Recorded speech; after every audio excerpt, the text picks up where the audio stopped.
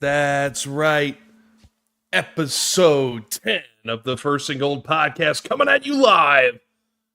This time solo for now. I think Connor's going to be hopping on a little bit later.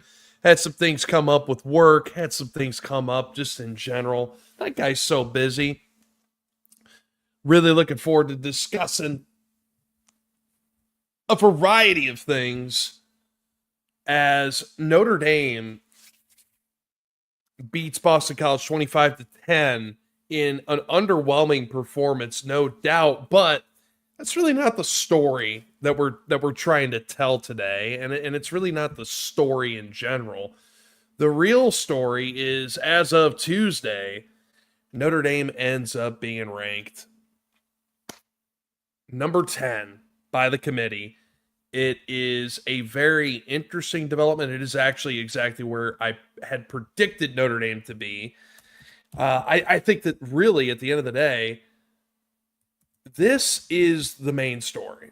And I think that it shows kind of where college football is at right now. You are in a scenario where there's a lot in front of you if you're Notre Dame. And I want to pull these rankings up real quick just to go through them, because I remember when these rankings came out, it was one of the rare, and to be honest with you, the only moment in, what has it been, 11 years that we've been doing these rankings. So what was the first year that we did rankings was 2014. This is the first time that I have looked at this and said, are they watching the games? Ohio State number 1, IU number 2, A&M comes in at number 3, Bama number 4, Georgia number 5, Ole Miss number 6, BYU number 7. Connor's texting me now.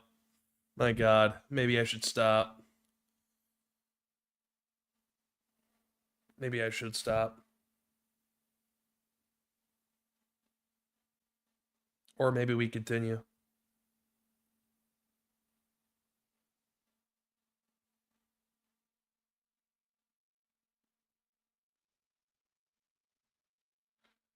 This isn't on him.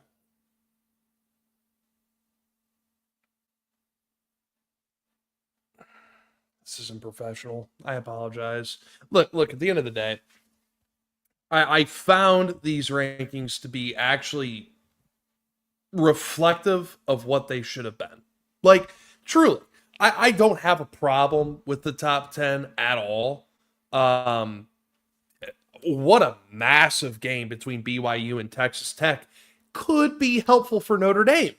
Oregon, they're facing off against Iowa, could be helpful for Notre Dame this weekend.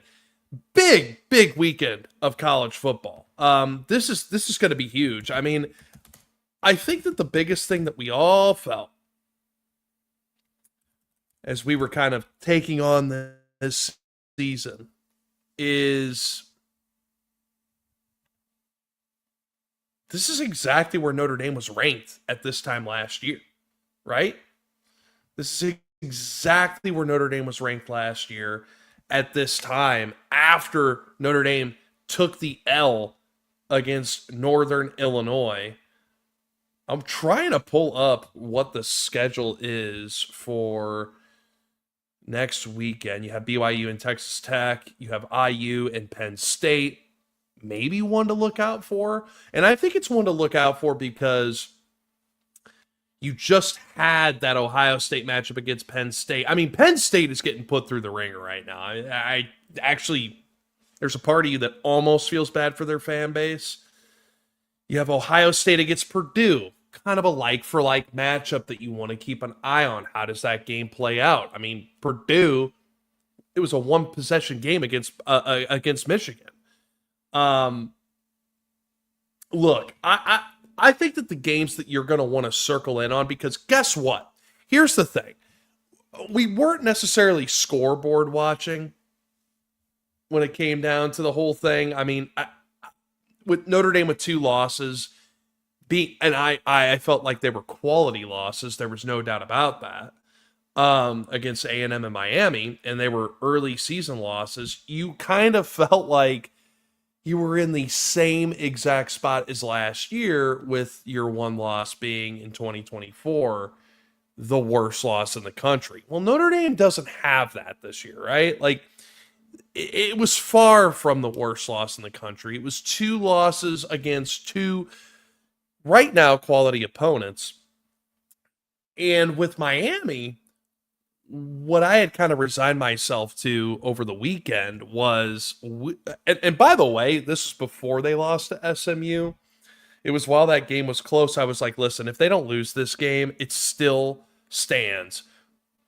We need to just root against Miami and get them out of the picture, because it was week one. It was at Miami. It was in a monsoon. Not a monsoon, but it was in the rain. It was a totally different set of teams that were playing against one another. It's just one of those things that you look at and you're like, listen, the committee is probably going to take that into account.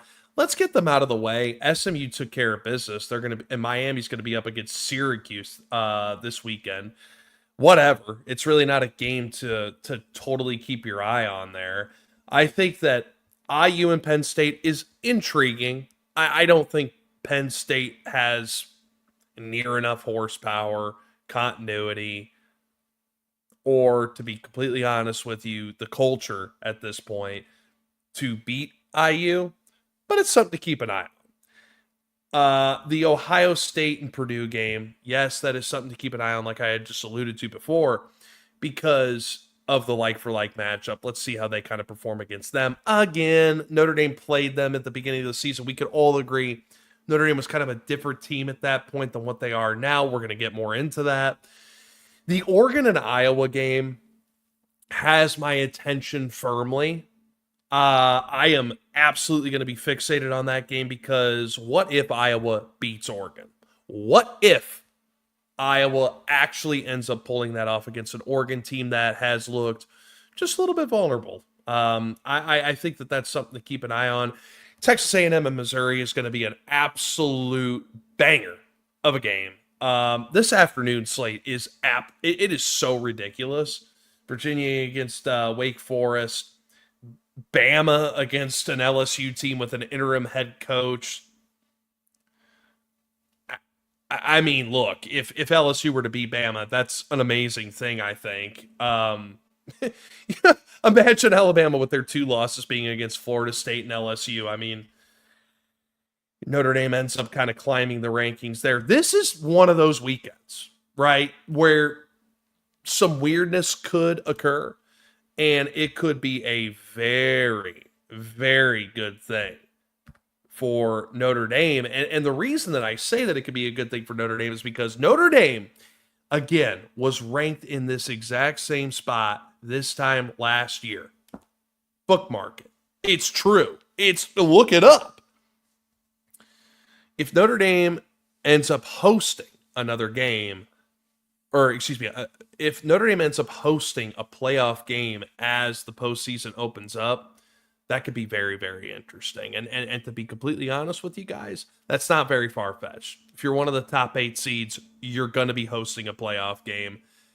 All you need is a couple things to happen, and that's always been my theory behind this. This is why I wasn't really scoreboard watching throughout the season, is because it was like, listen, guys, like, all you need is like one or two things to happen every weekend, and then when you look up, oh, hey, Notre Dame's a 5 seed. I mean, like, it's really that simple. There's nothing too overly complicated about it.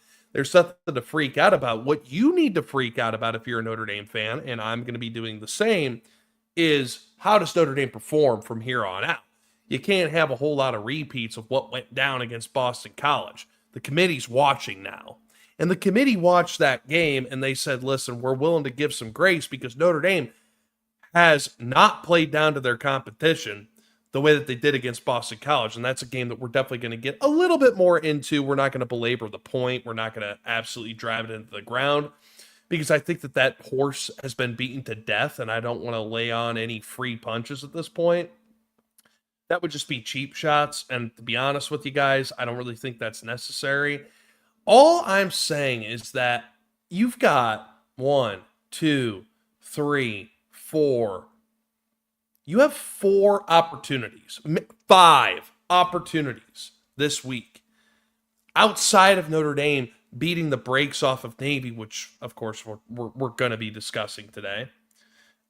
You have 5 opportunities around the country to kind of free a little bit of space up for Notre Dame to host a playoff game. Now, obviously, Notre Dame, the remaining part of their schedule, it's there. And I think that we all have our eyes fixated on this weekend, as well as we have our eyes fixated on the Pittsburgh game.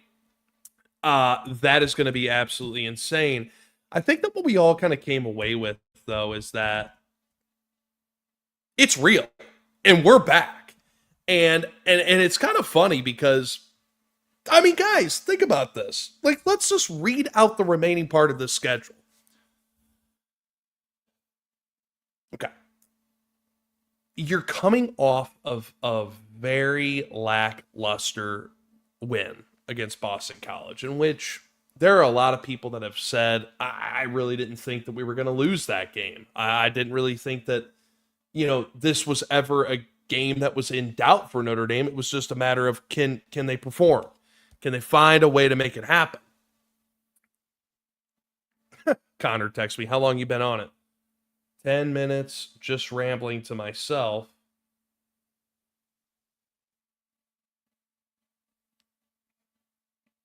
Talking big picture CFB.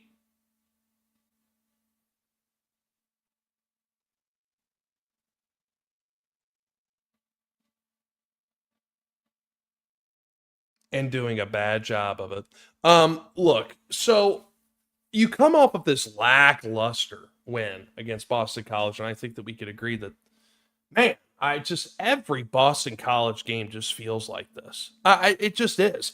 And I came away from it saying, at least we're not going to be telling our grandkids and our nephews about this game the way that our uncles and our grandpas told us about the 93 game, the way that our uncles told us about the 02 game. It's one of those things. I mean, in fact, there was a stretch of time where Boston College beat us every time that they played us in the early 2000s, early to mid 2000s. I mean, you don't want to be in a position where you're having to tell your nephews or your grandkids about this game, right? You don't ever want to have to tell anybody in your lineage about Boston College. We don't have to do that, right? We don't have to do that. Hell, I can remember even in 2015 when Notre Dame damn near played themselves out of a playoff picture, went back when it was just 4 teams, by beating Boston College, by I swear to God, it was 16-0. Let's look this up. It was such a bad game. Yeah. Oh, sorry. I'm completely wrong. It was 19-16 Notre Dame. And I think Notre Dame ended up actually turning the ball over 6 times. And it was okay, you just played yourself out of the playoff picture. Congratulations. Well done, everybody. One of the most talented Notre Dame teams that you're ever going to find. And they just can't find a way to get over the hump, right? Now, of course, that Notre Dame team ended up losing against Stanford. There were things that happened around them that would have probably allowed them to get into the playoffs, but that was just the way that team was. And it wasn't a team that was playoff worthy. I think that the interesting thing is that we're coming out of this game against Boston College. You're just feeling like, what the hell is that? And what the hell is this team? And I think that there's a lot to break down with that. And we should, and we will.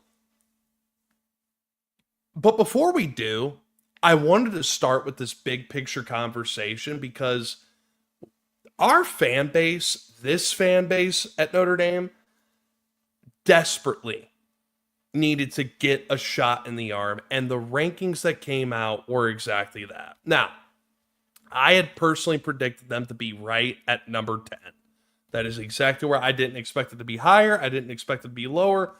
That is where I thought that the committee was going to actually put this team. And that's exactly what happened. So you come away from that ranking and you say, holy hell, we have a shot to host a playoff game again. And guys, if you ever listen to this video, first of all, like, subscribe, comment, smash that subscribe button. But more importantly, if you did not go to the playoff game last year against IU, go to the playoff game this year. Trust me. Trust me on that.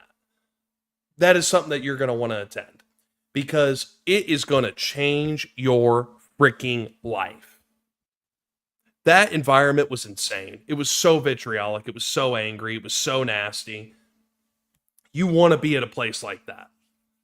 Notre Dame Stadium is different when it gets to those types of stakes. And I have said that till I was blue in the face, and I'm going to say it again this year. I'm just happy that we're having the conversation. I think that a lot of fans are too. Like, here we are.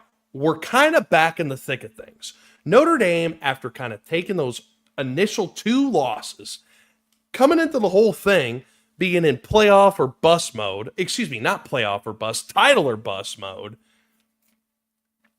you find yourself in this weird spot where you're like, okay, title or bust, we go 0-2 to start the season. What the hell?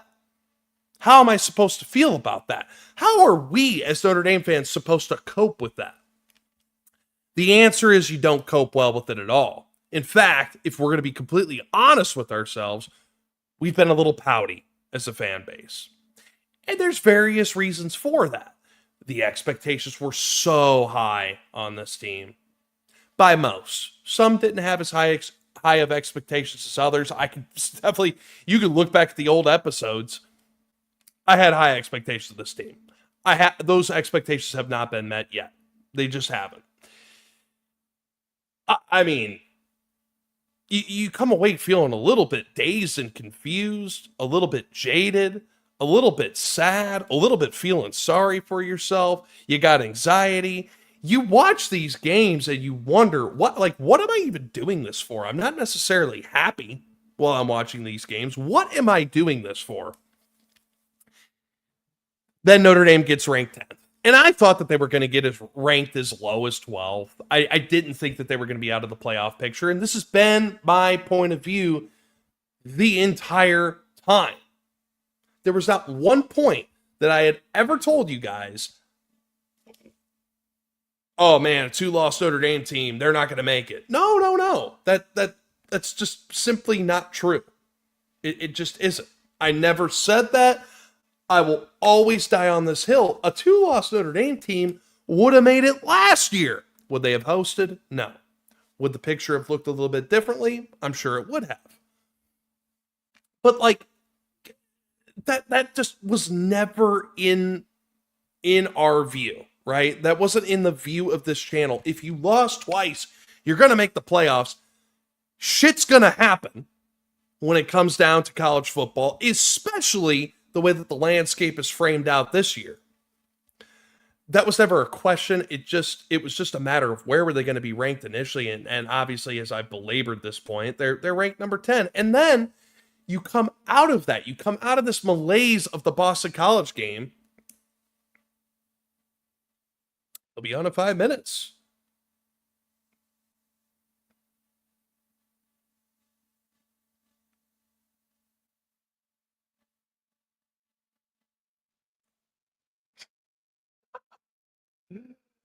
Can't wait to have Connor back up here, man. I'm so used to a 2-man show. 1-man show's weird.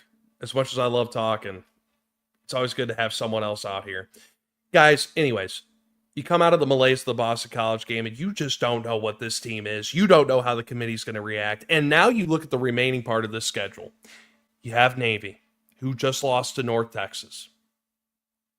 Navy is always an opponent to be respected for various different reasons. But in this instance, it's because of the quality of product that they leave on the field. Alexander Teshka, the fact that they're a really, really good first down offense. They have destroyed teams on first down. You always keep that in the back of your head. The fact that Brian Newberry and this offense that they've kind of got figured out with Blake Horvath, it's a little bit different than what you have grown accustomed to with Navy. Like, it's a little bit more versatile. You look at those things and you have to respect them. Then you go to Pittsburgh. Pittsburgh, that is an opponent, in my opinion, that is probably going to be ranked in the top 20 by the time Notre Dame ends up playing them. I mean, let's see where they're at now in the committee's eyes. They are ranked 24th. I think that they're going to be a top 25 team, definitely, when Notre Dame ends up playing them. And that Pittsburgh game, I have had circled for a while now because the quarterback situation there is something to look for, right? Like, that is a good situation that they got cooking. That is a legitimate offense. That is a head coach that hates Notre Dame for a variety of different, whether it's founded or unfounded reasons. It's going to be vitriolic. You obviously circle that game. Is it a game that Notre Dame should win by 10? Maybe more? Yeah. Yeah, it is. But it's a respectable opponent. At any rate, you look at that and what's after it, guys, it's a Syracuse team that is on its last leg, and it is a Stanford team that is just straight up bad. The road is there. You got to have a little bit of chaos along the way. This weekend's a massive opportunity. That's what it's leading me to say. This weekend is a massive opportunity for Notre Dame because if you take care of business against Navy, and I mean take care of business, you can't start out slow. You got to finish the middle eight. By the middle eight, I mean the last 4 minutes of the first half and the first 4 minutes of the second half. You got to dominate this game the way that you did last season. And then before you know it, in these last 4 games in the month of November, if you dominate this month, you are not only going to be hosting a playoff game, you're going to be the 5 seed because there's going to be a lot of chaos that ensues. Now, of course, there's no way to truly determine what's going to happen across the country. But I look at this weekend, I bet you feel the same way. I look at this as a golden opportunity, a first and golden opportunity. We're happy that everybody's decided to join us today. This is going to be a fun one, man. So, before we get into the X's and O's conversation that we all are desperately trying to have about this team, I wanted to dive in on that. I wanted to talk about the general landscape of college football because I just think, guys, like, these games are so important. This is a weekend where you're going to want to just plant on the couch. Get your honey-do list out the way. Get it out of the way now. Because you are not going to want to miss a moment of this action that's going to be unfolding. I mean, like, legitimately, guys. The afternoon schedule is insane. Hell, in my time zone, BYU and Texas Tech are playing at 10 a.m. IU and Penn State, they're playing at 10 a.m.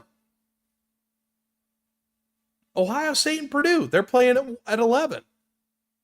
And then you got Missouri and Texas A&M at 1:30, Oregon and Iowa at 1:30. I mean, what more could you ask for? And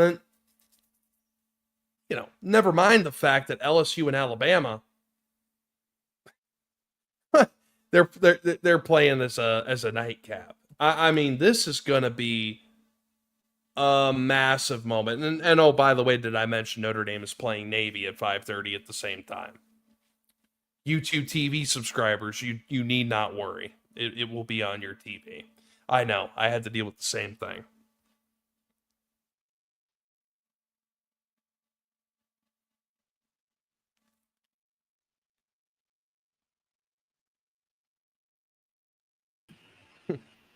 Yeah. Boom, I'm back. Oh my God, dude. Desperately needed you. I was eating a bag of dicks up here.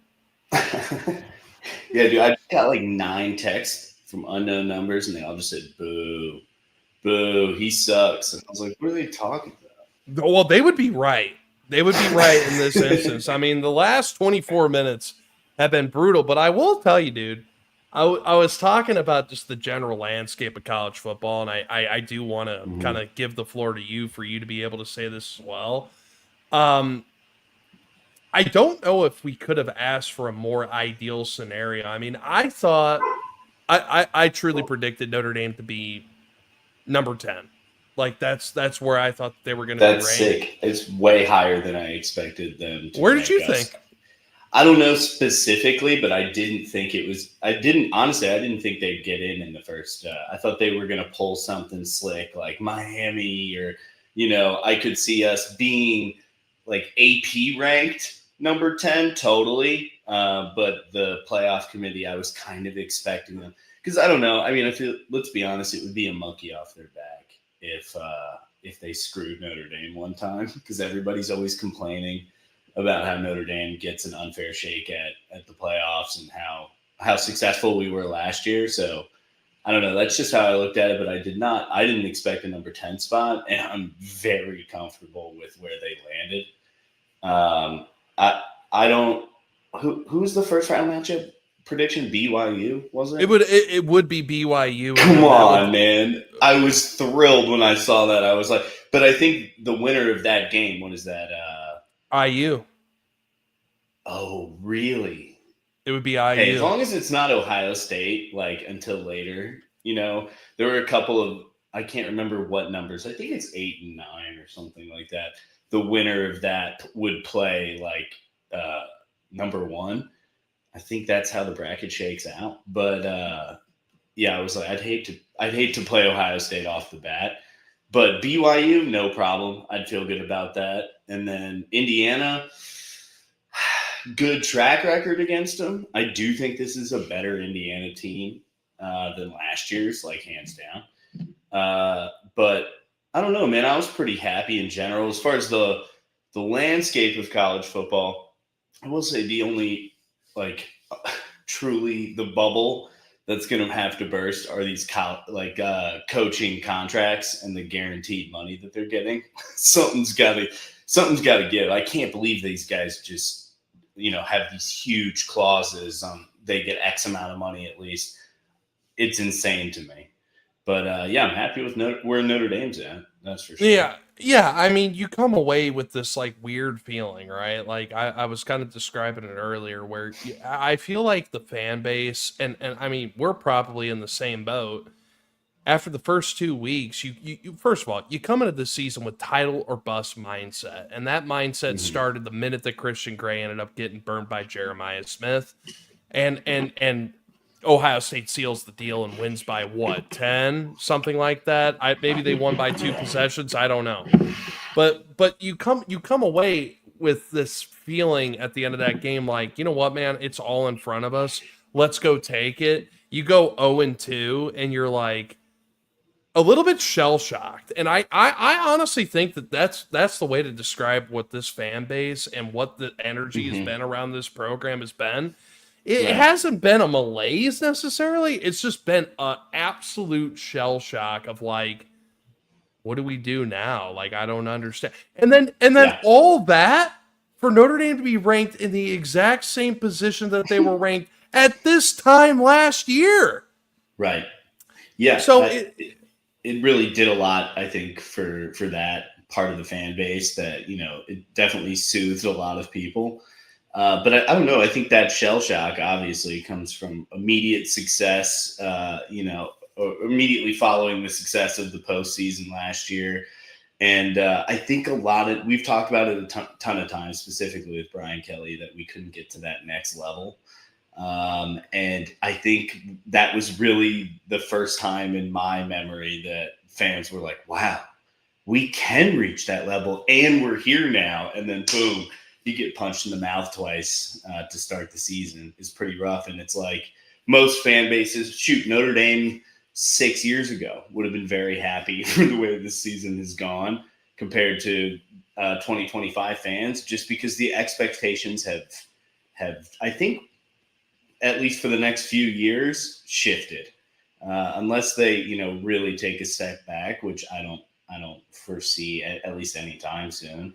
But yeah, I think it did a lot for fans, and I definitely felt weird about it. I was texting my dad all about it, and I was just like, "What do you think of this? Like, pretty good lie. I'm happy."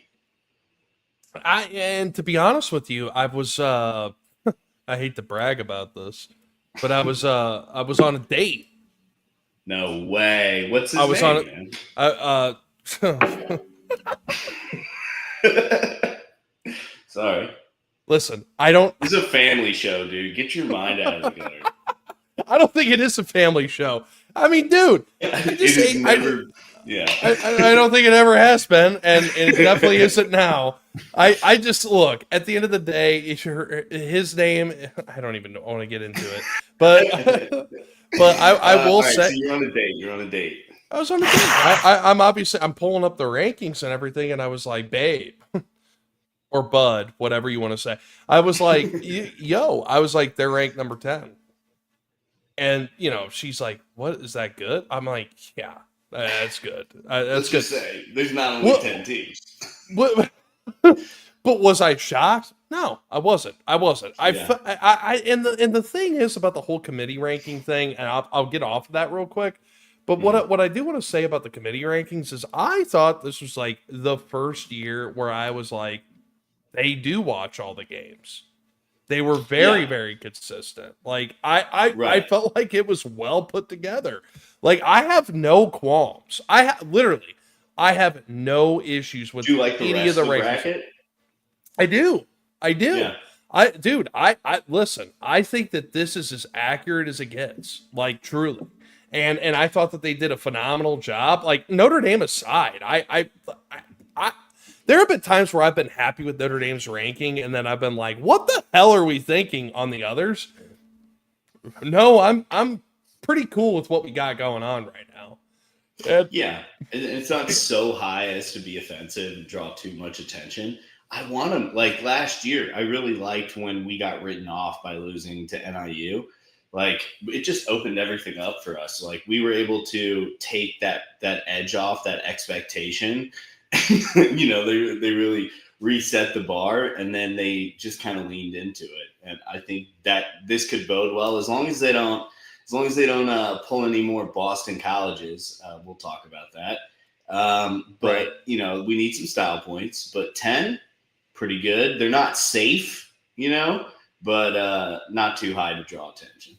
You know what, man? Like that's the thing. You're in a situation where you could still theoretically play yourself out of the bracket. You could. Mm-hmm. It could Yeah. happen. But I got to be honest with you, man. Like on a weekend like this, and I talked about this already, so I won't bore our live listeners with this again. But I mean, dude, you have LSU and Bama at 5:30 my time. You have you literally have Oregon and Iowa. You have Indiana and Penn State. You have BYU and Texas Tech. Hell, Connor, you have Mississippi State and Georgia. I didn't even bring that one up. Listen, I know, Georgia so many has good teams. Georgia has played everybody close this year. That is one to look out for. Like Right. I just passed over it like it was a foregone conclusion. No. That is something that you have to keep an eye on. Like if this is a weekend where Notre Dame has to, they brought their worst stuff Oh, it was on god-awful. Saturday. They brought it was their very worst upsetting. stuff. And I was very worried. And it made me ask some very difficult questions. And I'm going to ask them on this podcast because, God damn it, our listeners deserve to know those questions. But 100%. I have to say, man, you brought your worst stuff last weekend. This is a weekend where you got to bring your best. You got to bring your best. You bring your best because you know what's going to happen? Chaos. There is going to be some form of chaos that's going to unfold here. Okay? Yep. I I don't can't- feel like it's out of their system yet. Straight Not up. after that game. Yeah. No, but I'm talking about like college football in general. Like it's just gonna be Yeah. it's just gonna be idiotic. You know That's what I why mean? we love it. Yes, exactly. And this is that type of weekend where Notre Dame has to step up. They have to put together a full performance against a team that I am watching right now against North Texas. I am in North Texas. They look kind of sick. I'm not gonna lie. I Yeah. just the thing is, I remember last year with Notre Dame and Navy, and it was weird. It was like, and I saw the same thing with Army too. It was like Notre Dame played the game at such a fast pace, especially on defense, where you were like, they sped up their reads, they sped up their pitches, they sped up everything, and that's when mistakes happen. And by the way, this Navy team is pretty turnover prone. Pretty turnover prone, dude. And that's something that Navy teams never are, but they just have the talent. They actually have the speed this year to be able to overcome that. Here's the thing with this Navy team. Maybe I actually think it's actually a good thing for Notre Dame, the fact that they're turnover prone, though. I think you would agree with that. Where it's like, oh yeah, and we've been snagging them. Look how terrible we played last week. Defense didn't play it terribly, No, turnovers, but no. For as critical as I've been about Chris Ash over the last, what is it, 8 weeks?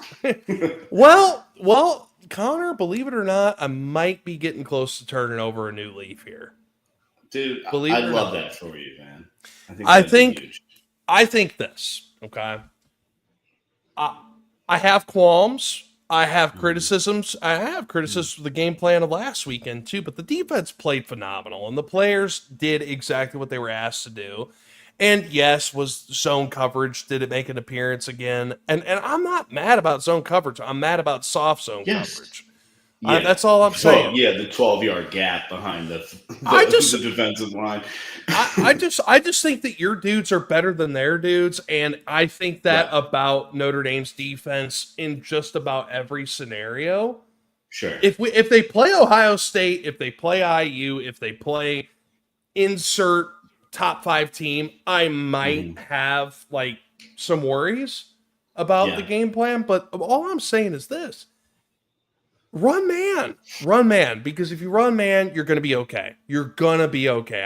I freaking promise you, because guess what? Teams are completing their long passes in the same spot of the zone. It's the same spot every single time. So let's just keep that in mind.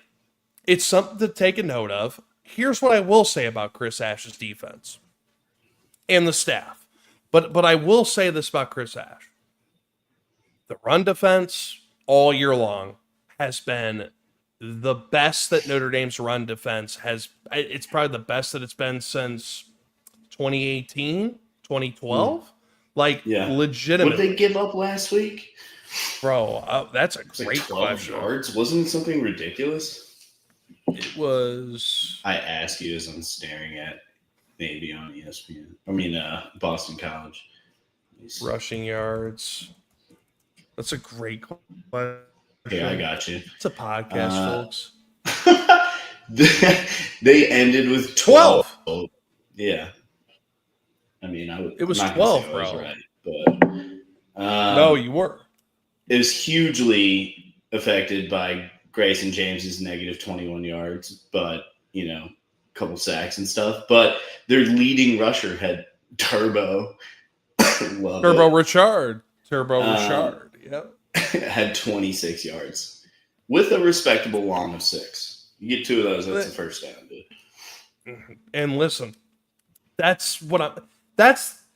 right there is an indication of what this defense is. And again, on the Chris Ash thing, I'm happy to say whatever, but I want to eat my words.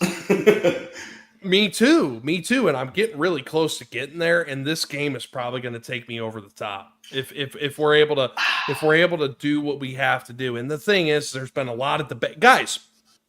I know this like by experience.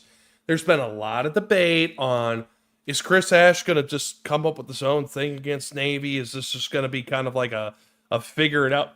No, guys. Like, you have a file. You have a file that you go into on how to stop the triple option, whether that's from wishbone, whether that's from flexbone. How do first-year defensive coordinators do against Navy typically? Well, it's actually a great question, but what I would tell you is this. I would counter it with this. I don't know the answer to that, Al Me Golden neither. actually got gashed. Al Golden Yeah, actually I was got about to gashed say, in I'm pretty sure 2022. he had a tough time. I don't know about Marcus Freeman in his first year, but I just They know. they took care of business. Okay, sweet. They took Yeah, care I of mean, but business. it can go either way. Like they've been a good team the last couple of years. It's possibly scary enough, you know. The defense that I had ran in high school, I would never ever say this other than the reason that a former Notre Dame defensive coordinator gave us the game plan, the blueprints on how to stop the triple option. And it's really not that complicated. And Yeah, it's especially not that complicated when you have the athletes that Notre Dame has. So oh for like, sure. Donovan Heinisch is out. Okay, that's fine. I probably wouldn't have used Donovan Heinisch in this game plan anyways. Hmm. Jalen Sneed made an idiotic mistake against Boston College. Well, Jalen Sneed wouldn't be a part of my game plan anyways, right? Hmm. We're worried about the nickel position, right? Yeah, I'm not using a nickel in this game plan. don't I'm need using to. I'm using Jay Nosberry. I'm plugging Yeah. him in at the nickel. Hmm. I said this, man. I said this literally in week 0. Josh Burnham is going to have an unbelievable game, and it's so funny that I say that because I didn't expect it to go down this way. Josh Burnham had the best game of his career last weekend. Right. KVA is going to be absolutely gangbusters. Drake Bowen Yes. is going to be nuts. Jared Dawson is going to play his ass off. And Hmm. dude, Elijah Hughes is going to have a field day. Like, Yeah. that's how it has to be because here's the deal when it comes to stopping the triple option. You have to stop the dive, the zero Yes. dive. And Right. guess what? Navy can't cut block anymore. That was a big part of what they did. They can't do Yeah. that anymore. You can't do that. And if you can't do that, your interior Against defensive line, athletes. Yeah. you're going to eat. And so Yeah. I actually do think this is going to be a pretty dominant performance by Notre Dame's defense. Oh man. I hope so. don't have any trepidation right now on what Chris Ash is coming with because at the end of the day, everybody has a file. And by the way, everybody's copying off of one another. And if you have the athletes that Notre Dame has, you're going to be okay. All right. Right. The reason that Navy's offense is so successful in the CUSA is because it's the CUSA. I'm not being disrespectful about that. Third best conference. It's just the reality of it. So, I think Josh Burnham, I think Elijah Hughes, I think Jason Onye, I think Jared Dawson, Drake Bowen, Jay Nosberry, and I think the safeties are going to have a They're freaking built for ball. this. A Don Yeah. Schuler. There's some people that think that Tay Johnson's going to have a breakout game in this one. If I'm going to be real with you, I don't think that it's going to be in this game. I think it's going to be Luke Tolich, who, by the way, is nearing 4 interceptions right now and Yeah, is he's playing his ass off. So Right. I'm not overly concerned about that. And I have to say, a big reason that I feel this way is because of how the defense played against Boston College. I have to be real. I listen. Whatever the hell is being coached right now, I want to be clear about this. I think that Boston College was spotted 10 points by the ACC officials. Whether you like it or not, I truly believe that because even the touchdown that they scored, Kingston Viliamaasa had that tackle for a loss. It was 3rd and 17. Boston College wasn't going to pick that up. They were going to pick that up.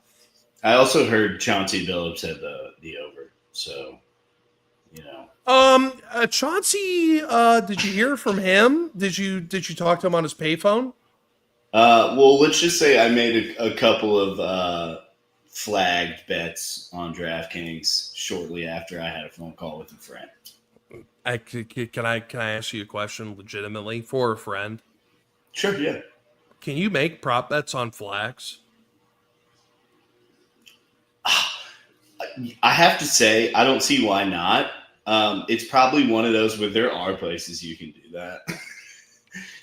Like there's definitely places to go spend your money on that specifically. I don't know if I've ever seen it on like DraftKings or FanDuel, but I would love that because I would just do the over every game that Notre Dame plays in because if it's an ACC officiating crew, yeah. Well, and even what was the game you were at, Boise? Wasn't that 23 flags? Bro, that's where it all started. That's where it all started. Holy shit. ACC officiating is just as bad as it gets, and they're not being held accountable, and it's got to stop. It's got to stop because you know what?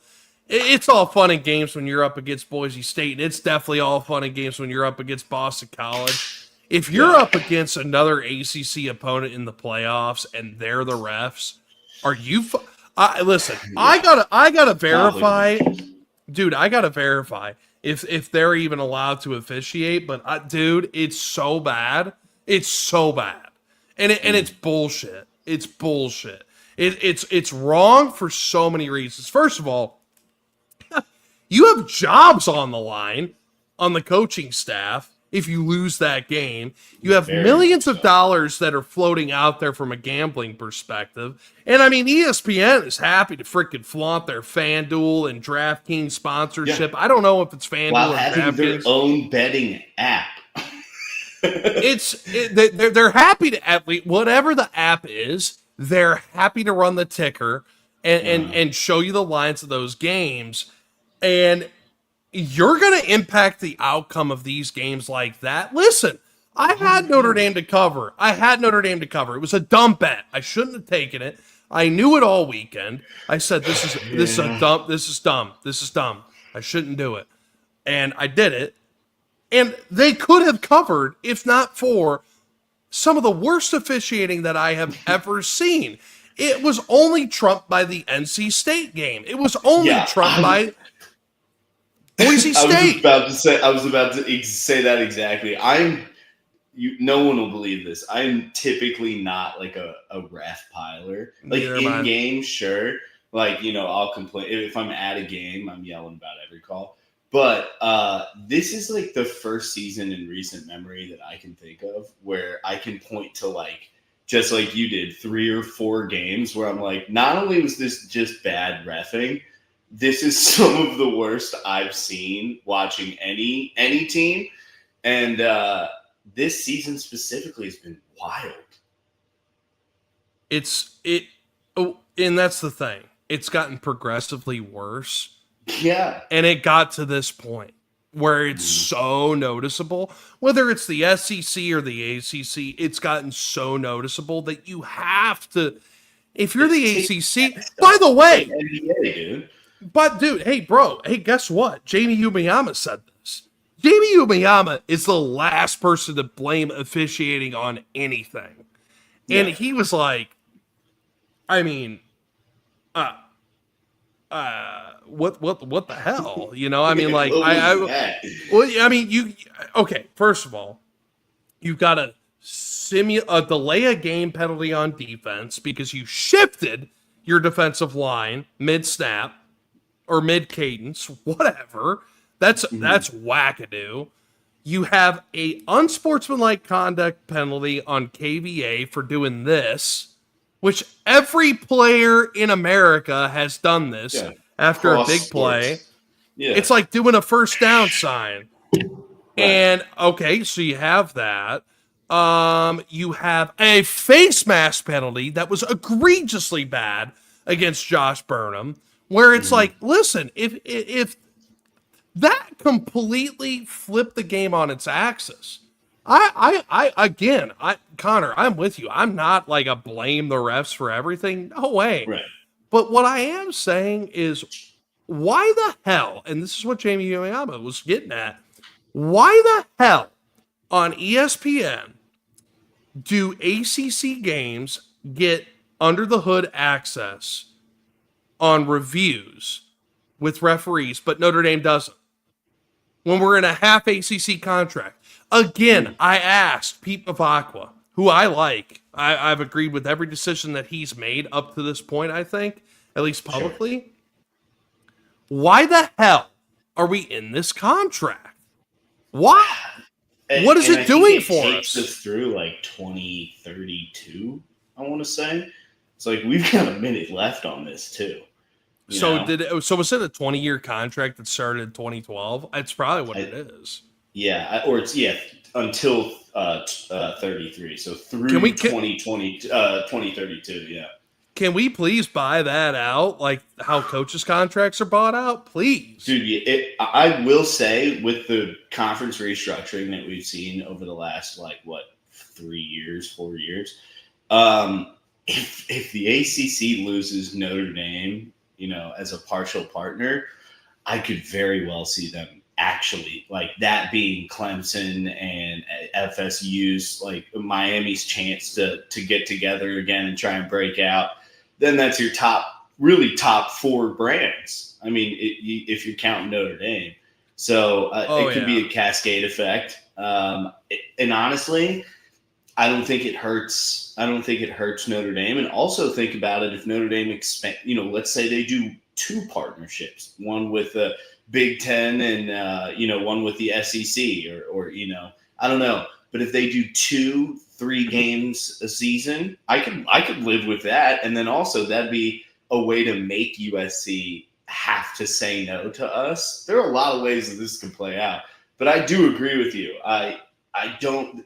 The upside was there for 6-ish years, 5 years. And with Clemson really leading the pack, and it was okay, we got a couple of really good games out of that. Miami was supposed to be good a couple of times, and then beat us pretty badly one time. And I don't know, man. I just we talked about that this year.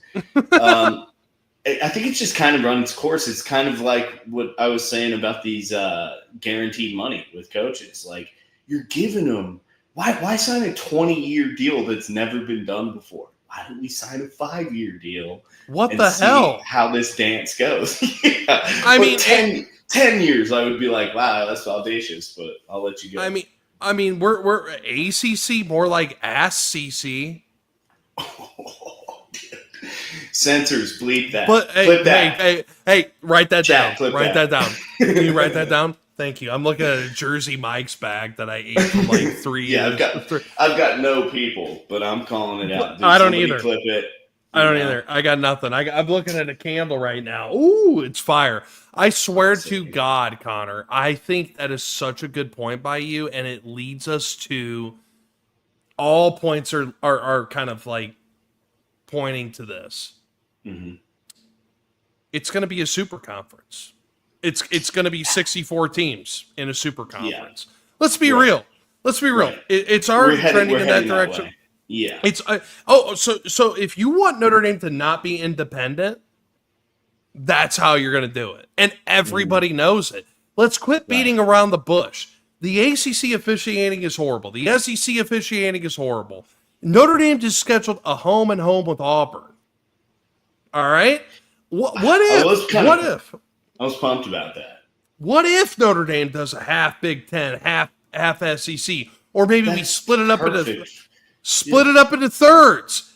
Right. We'll do 4 games to the ACC, 4 games to the SEC, 4 games to the Big Ten. But the funny thing is if Notre Dame does that, everyone else is going to do it too. That's why you need to get into this super conference mode. If that's the way that college football is going, that's the way college football is going. Quit beating around the bush. Let's do it. It's been that way for 2 years now. So let's just rock and roll with it. And and the dog agrees. And I think at the end of the day, man, that's where a lot of the frustration is. It's just stuff like that. It's completely flipped the outcome of that game. Notre Dame played like garbage. Okay, they played like garbage. Yeah, it was the worst stuff that they could have brought. Away with it. But guess what? Like you said, we got away with it. We're not telling our nephews. We're not telling our grandkids about that game. That definitely not. That right there is huge in a Boston College matchup.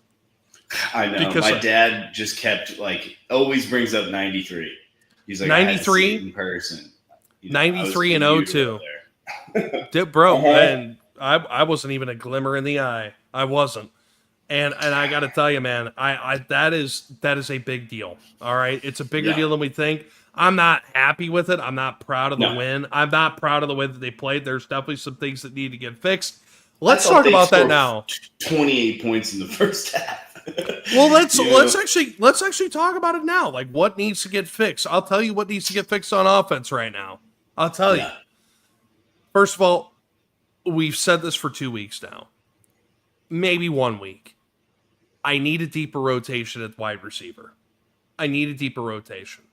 Yeah, they've kind of settled into the same guys, whereas there was a lot more mix first couple games. Yep. You know? And I actually think that Will Pauling, Jordan Faison, I think that they're fatigued. Because maybe they're fatigued, maybe they're not, but I will say the effort that they bring on a play-by-play basis isn't there. It isn't there. Yeah, I mean, and they're not. I can't really speak for Pauling because he's new. But as far as Faison, that's not him, you know. And I don't think he's just decided to take it easy. I like. Let's be real, especially with Greathouse out and what's his name, Malachi Fields. Yeah, being better than Bo Collins ended up being. Like Bo Collins also had that big tag on him, like major program, big guy, long ball threat. I haven't looked at the numbers, but I do believe he's on pace to outperform Bo Collins. You know, he's objectively better, Connor. He's objectively better. But I wouldn't say he's quite as like balling out as I would have hoped by this point in the season. Say whatever you will about that, but between that and Greathouse being out, who's your number one? It's Faison. So yeah, he's a tired workhorse right now. Yeah, but who's really your number one though? You know what I mean? Like who is going to be your number one in the biggest games in the biggest moment? I'm never ever going to discount Jordan Faison. I love him to death. He's really got to prove me wrong back to back weeks. That's right. Yeah. That's right. And I think Will Pauling's a nice player. But I got to be honest with you. I mean, when it comes down to you're facing Indiana, you're facing Ohio State, you're playing Georgia. Who are you going to lean on? You're going to lean on your alpha dog wide receivers, and that is Malachi Fields. And for those that are burying their heads in the sand, and I've been there, by the way, I know how you feel. We need Jaden Greathouse. We need him. We need him. We need him. Because guess what? He is straight up a better player than Will Pauling. As much as I love Will Pauling, he's turned it up. He basically didn't exist for 2 weeks. He didn't. You're right. He turned it on. I'll give him that. And I'm not saying he's a bad player, but expectations, at least for me, were a bit higher. Especially again, we've talked about it. Somebody being named captain at Notre Dame. I'm not doubting his leadership qualities or anything like that, but my expectations were frankly higher. Same with Fields, even though he's performing well and at a better clip than Bo Collins. But yeah, Faison can't be your number one guy. He's just not built for it. It's like having a really good third man on the Atlanta Hawks. And it's like, great. What is that going to do for you? You don't have a one or a two, you know? It's a great point. It's a great point. And that's what I'm like, that's kind of what I'm getting at is that no Michael Myers. Like, wait, no. Hold on. Because that's part of it, right? Yeah. Eli Raridon's a really good football player. Incredibly talented. Like, no, is he super snags this year? Is he Michael Mayer? I don't know, because at the end of the day, no, you don't. No, I would push back on that. I would push back on that, and here's why. Michael Mayer had to be that. Who's going to?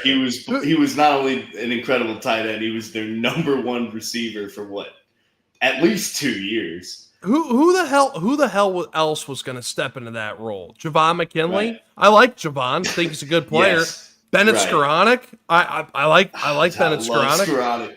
Yeah, I like him. They're not. Is Kevin Austin going to consistently perform? Jaden Thomas? No. No, Yeah. this receiver room has taken that level. It has taken that step up to the next level, I should say. Beyond what we were complaining about previously. Yeah. And here's the reality of it is that CJ Carr just isn't tapping into Eli Raridon. And I got to be honest with you, I don't think he's tapping into him enough because I think Eli Raridon's one of the 3 best tight ends that we've had over the last 8 years. I really do think that. I think it goes Michael Mayer. Okay. I think it goes Michael Mayer. I think that it goes Eli Raridon. I think that it goes who else? That it goes or that it could? No, I think it is. You think he will get there? I think he will get there. I think it's just a matter of involving him. I don't think I guess I was inaccurate with it. He's definitely not Michael Mayer right now. That's what I'm saying. Sure. It's like sure. with this lack of receiver production, So, Mayer. But either way, like I don't argue that because he's so incredibly talented. Like he has that dog in him. But to your point, yeah, I mean, Carr's not leaning on him like Mayer was leaned on. I mean, he just isn't, and that's kind of why. Let's be honest here: the running game over the last 4-ish games, really since Arkansas, has exploded. Okay, we were a little like, whoa, what happened here the first couple of games, and we were genuinely pleasantly surprised with the passing production over the first, 4 games. And that's kind of taken a step back. So at least something is stepping to the front each time. But they haven't, that could be good for Notre Dame, is they haven't clicked at the same time. I'm not saying they can't. But as of right now, when one's on, it's not that the other doesn't have to be on. We haven't seen them do it at the same time. Real quick, let me ask you a question. Okay, so these are like the 3 tight ends in my opinion. Michael Mayer, okay. I think Michael Mayer's absolutely, it just has to be. Yeah, he's one of the best tight ends I've ever watched. Like period, end of story. I think Tyler Warren in college was a little bit better than him. I think Brock Bowers, to be honest with you, I don't think that he was better than Michael Mayer. But I'm gonna listen. They're on the same team in the NFL. Yeah, he's on the same team, so it is what it is. Ridiculous. They're both on the Raiders. But okay, so it would be Michael Mayer, Mitch Evans, Eli Raridon. I would actually put Eli Raridon above Mitch Evans. Yeah, God, he had over the last 10 years. Really great. He had that one really great season, and as far as it's like ranking the best rappers to like each individual. Right now, I disagree with that. He has the potential to pass him, but he hasn't had that explosive year. But you know more about these guys in the pipeline than I do. So you've seen his talent I wasn't paying attention to his talent, coming into Notre Dame.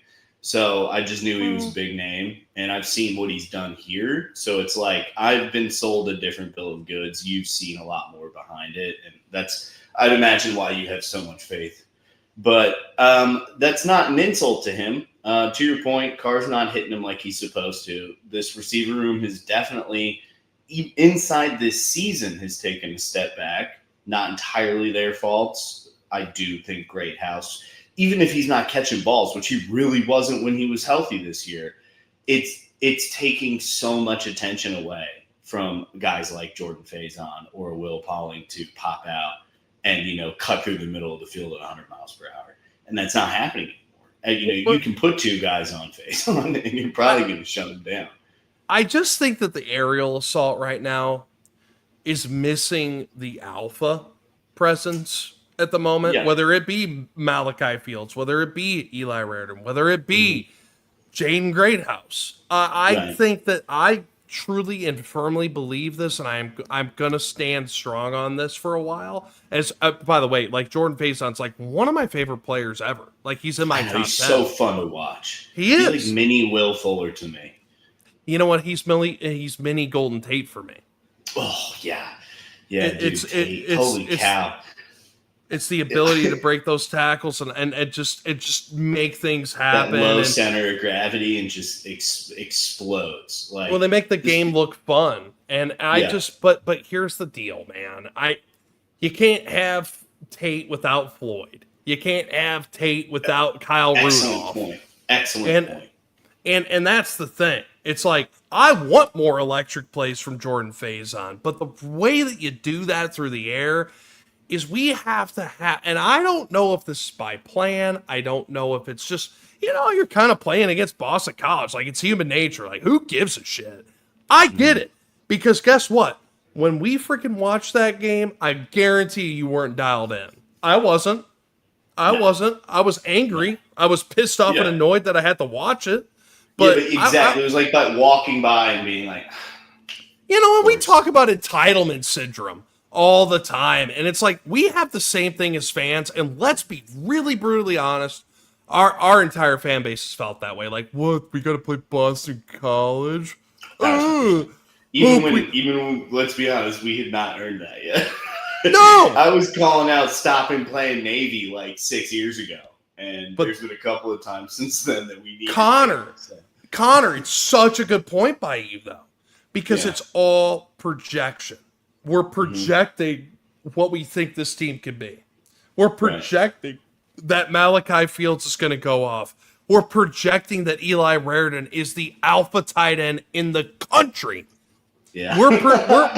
We're projecting that Jane Greathouse is going to come out there eventually, which I have some info on by the way. We're projecting that he's going to come out and be what he was against Caleb Downs in Ohio State. Look, here's the reality of it. Jaden Greathouse was an alpha against Penn State and Ohio State because it was Penn State and Ohio State. Michael Mayer was an alpha in the biggest moments because those were the biggest moments. Malachi Fields went alpha mode against Notre Dame last year against their secondary in the biggest moment. We haven't really had that moment this year, right? Mm-hmm. Hey, guess what? Eli Raridan stepped up big time against Miami. Eli Raridan stepped up big time against A&M. We haven't really seen that much from him. And all of a sudden, we started to see Jane Greathouse start to take things up against Arkansas when they needed him. Caught passes that shouldn't have been caught. Mm-hmm. And CJ Carr also threw passes that shouldn't have been thrown. The whole point is this. Imagine a world where all of these pieces come together, and then all of a sudden Will Pauling ends up popping off, doing what he does, and Jordan Faison does the same. Built around this running back room that we all know is certified the best in the country. It's not even close. Both running backs should be in the freaking Heisman ceremony this year, but it's not going to happen. But they should. It's not going to happen, but they should. Hey, look. At the end of the day, there's still this next gear that needs to get hit by Notre Dame, and after you come away from a game like Boston College, we're thinking about these things, and you see the result of that game, and you come confronted with this question: is Notre Dame elite? And it's the same question that I asked you going into last week. And the answer is right now, no. Now they have an opportunity against Navy to show that they are, believe it or not, against Navy. This is where you start to see those pieces all come together. Now, I firmly believe that against Navy's defense, Notre Dame's going to be able to take care of things on offense, and we should probably hammer the over on team total. Truly. I think it's like 41 and a half. I think it's 41 and a half. On total, at least on team total. Or 55. Oh, I don't know. The spread here, I'm sure you've seen these. The spread on ESPN is 26.5, total is 55.5. And Notre Dame's got a minus 5,000 money line. So and that's fair. And that is fair because this is a good Navy team. They're going to have 2 losses this year. This is probably going to be one of them. So that's how I feel about the whole thing. I just think that Connor, like, this team has another level to hit. I'm waiting for that to happen because right now something is just kind of missing. It's just kind of missing for me. Now, I don't know if that's because they play down to the level of the competition they're playing. I don't know if it's because there's injuries on the offensive line that are significant. I don't know if it's because we have Chris Ash, our defensive coordinator, that took 2 weeks to kind of, or really 3.5 weeks to figure things out. I don't know. But what I am saying, Connor, is that this is a major moment for this program, and it's a major moment for the country because there's 5 other games that could impact the general outcome of the college football playoff. Now, Connor, we've been going at it for a while. We've been going at it for a while, man. I mean, it's been 50 minutes since you and I started talking. Nice. And I don't want to hold you. I ain't trying to hold you, baby. Don't hold me down. What I do need is I need a score prediction from you because I got mine. I'll go first this time because I think I've made you go first the last few times. I think I hope I'm wrong. I think the defense struggles a bit to contain. I think because they played so well. For me, either one side's going to click like the last few games, the other won't as much. Or, obviously the only other option is for both sides to do it at the same time, 49-0. I don't see that happening. I see us giving up a bunch of field goals and it, not being close, but I see something like 41-16. Again, okay.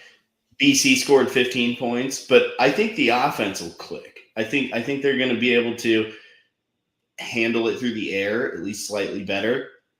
I don't know what their run defense looks like, but I can't imagine that our Price or Love are really going to take some gigantic step backward. I don't think the defense takes a step back as much as maybe doesn't take a step forward. Even against BC, I maybe they took half a step forward, maybe a full step. They looked good enough to me for the most part. It was just the offense couldn't, and the special teams. Holy cow, we haven't even talked about that. But maybe hopefully we'll have something positive to say about it next episode. But yeah, I'm thinking something like 41-16. They just get a handful of field goals, maybe either. How at least last season we loved to let the other team score on every first possession of the game and then not again for three quarters. So I could see either one of those touchdowns where you're like, oh my God, it's 7-7, and both teams scored on their first possession, or most recently these garbage time touchdowns that just add points on that makes it look uglier. So I could see one slipping out that way. Maybe they try and go for 2 one time, miss it, and kick only one field goal with 2 touchdowns. I don't know, but I'm thinking 16 is strong.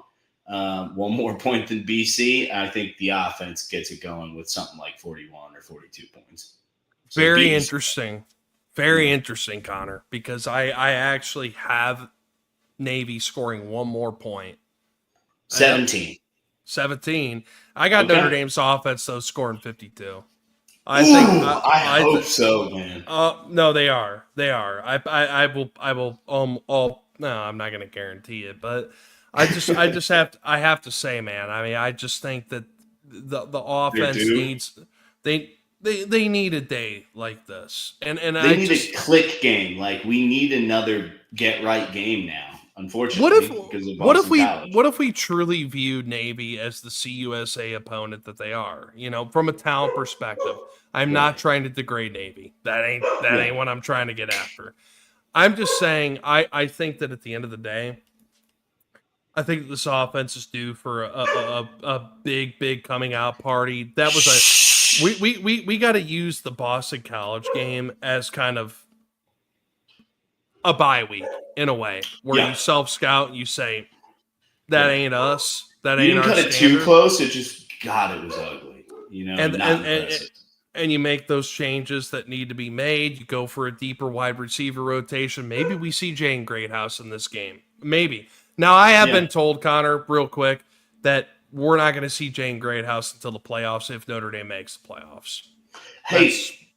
That's look, if he shows up, because isn't there something to the effect of he can keep a year of eligibility so correct. Just for anybody that doesn't know, he can keep his eligibility for this year because he didn't play in the limit of regular season games. and still play in the playoffs and keep that year, which is, as long as it's benefiting Notre Dame, I love that loophole.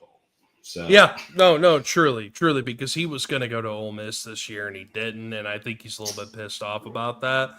But look, at the end of the day, like, it is what it is. I just think that this offense, even without Jane Greathouse, is going to kind of figure things out. You know what? Navy's going to load the absolute box out of this thing because every team is going to do that. And right after this, guess what? They're going to load the box because they watched the USC game. Don't go cover two. Don't go cover two. Right. You can't afford, and that's what BC did. They sold out for that and let things open up, at least a little bit for Carr. He threw some nicer long balls. It wasn't a complete game, but you think this is where Notre Dame's passing game really gets it together? I do, because you know what? At the end of the day, like, Notre Dame found its rhythm in the deep passing department. Like, they truly did. It was impressive to see what CJ Carr was doing when they threw it deep. Here's the thing that was missing, and this isn't some Mike Denbrock criticism, right? It's why enough. It's why were we not using the running backs as an outlet, right, in the passing game? Yeah. Let's do a little bit more of that. That's all. Let's use Eli Raridon more. 2-point conversion. And by the way, if you're CJ Carr, you throw it up to Malachi Fields and you don't trust that, that's on you. CJ Carr definitely does. So that's why I think that this is going to be a very prolific day for Notre Dame's offense. I think it's going to be a good day for Notre Dame in general, because I do think that there's going to be I really do think this is going to be chaos across the country, man.